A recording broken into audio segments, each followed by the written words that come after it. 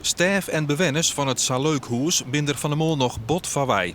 Het praat gaat alleen nog maar over de brand. Ik was van de morgen wekker en ik zei op mijn telefoon. En er waren al hier telefoontjes en berichtjes en dat ik zie. En dan schrik ze als erachter komt wat hier vandaag gebeurd is. En dat had wel impact hier.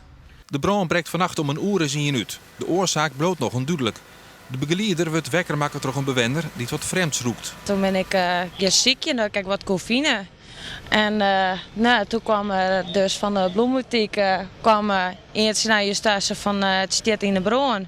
Toen had ik zo snel mogelijk alle bewenners uit het pand wijhellen. Het wenhoes van de familie Tomei, de eigenaars en betinkers van het Saleukhoes, die het op vakantie binnen in Spanje, is waar het rustige pad uitbaat.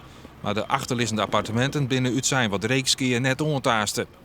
De bewenners binnen eerst bij haar ouders. Als ze in kwarten al weer omkennen, is nog net duidelijk. Eigenlijk is er ook nog wat betierd voor, denk ik. En ik met name omdat de stroom er is en dat ging er direct weer vanaf wanneer dat al weer regel is. En, dus dat is alleen nog onduidelijk voor ons.